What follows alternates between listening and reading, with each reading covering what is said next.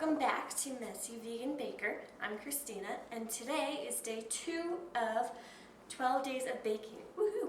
So today I'm going to make snickerdoodles, except we're going to change it up a little bit and make it eggnog snickerdoodles. Now, I don't know about you guys, but sometimes being vegan makes me buy weird things. Like, I never used to like eggnog, and then I saw that Silk and So Delicious made a vegan eggnog, and I had to try it because that's like the coolest thing ever, and it actually tastes really good. I have the flour, baking powder, salt, cinnamon, and nutmeg in here already, and then we're gonna use 1/4 of a banana, or mashed banana, with a teaspoon of baking powder for one of the eggs, and then we're gonna try to use the eggnog instead of one of the eggs. The recipe that I'm using from How to Bake Everything, because I love that cookbook, doesn't have this version, and so they normally the recipe calls for 2 eggs, so then I looked it up online and it called for 1 egg and then the eggnog. So we're gonna try it. It's pretty thick. Worst case, I don't know, we're just gonna try it. So the first thing we're gonna do, like basically always with cookies, is we're gonna do our butter and our sugar in here, and we're gonna cream it. We're gonna add our sugar, which is a lot of sugar. That's what makes this tasty. So we have our sugar. All right, so this is gonna cream, and then since this is already together, we're just gonna wait. All right, so that's nice and creamed. Now, I don't know about you, but I'm starting to notice a pattern where basically you put dry ingredients in one bowl, cream the butter and sugar, and then add the rest of the wet ingredients, and then you add this. So that's kind of nice to know if you're ever like in a competition or something, because they always seem to know what they're doing without recipes. All right, so we're gonna put the 1 egg in and beat it for a second.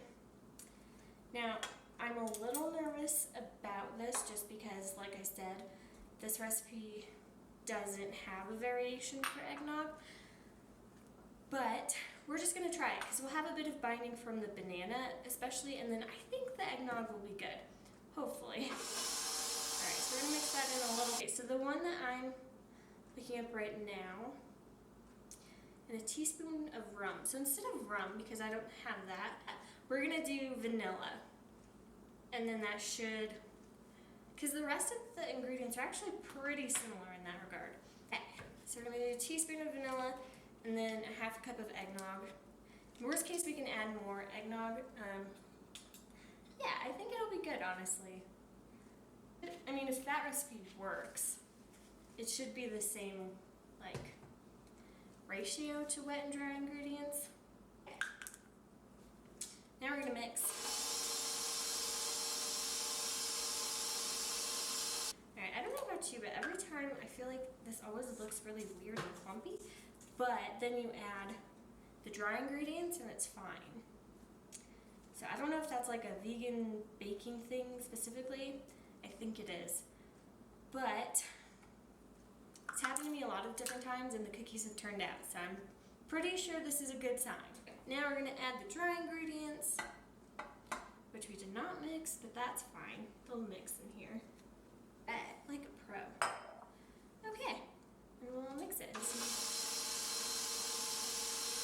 Also, don't start or like preheat your oven, because you have to stick this in the fridge for at least an hour, if not overnight, which we're just gonna do for an hour. Now, the one thing that I've learned just from like reading different cookbooks and following different recipes is with, unless it's bread, you wanna kind of be careful that you only mix it until it's combined, because otherwise you start to work the gluten too much and then you get the bread-like texture. Fun fact. Yeah, stick it in a container, put it in the fridge for like an hour, and then I'll show you guys the rest. Okay, you guys, it's been about an hour. I just put the oven to 350, so that's preheating. Yeah, we have an ungreased baking pan, and then we have the cinnamon and sugar, and I put a smidge of nutmeg in it, mixture. And then we have the chilled dough. So funny story, I was rereading the instructions and it said that you only put 1.5 cups of sugar, and I put 1 3/4. It's only like an extra 1/4 cup of sugar, but that extra was supposed to be the rolling part. But, you know, it's okay. Well, I think hopefully it'll just make it sweeter and it won't ruin the dough too much. Oh, this is very wet. Interesting. You're supposed to, no, this is too wet. Maybe if we add a little bit more flour, we will be able to actually roll balls into it, or roll the dough into balls, and then dip it in the sugar. So I ended up adding like another cup of flour, which makes me wonder if I added enough flour in the first place. It's just not my day, but that's okay. So they're doing better now, and we can mold them into balls. So we'll do that, and then we'll stick them in here, and you're supposed to, wait, you're supposed to make them like 3 tablespoons in, and you stick them 2 inches apart. So the cookies are baked. The flavor's really good. They baked pretty well.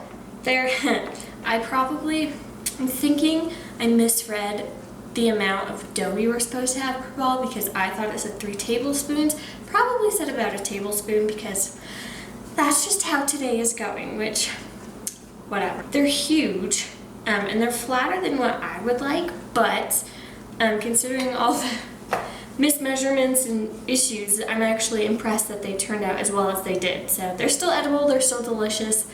It's hard when you're trying to bake 4 people because I feel like the second you do, everything goes wrong. Probably try to remake these again and make sure I A, get enough flour, and B, just make sure that I let the dough rest enough because when you put the dough in the fridge, it's rehydrating the flour, which is how you get those really pretty domed cookies when you bake them.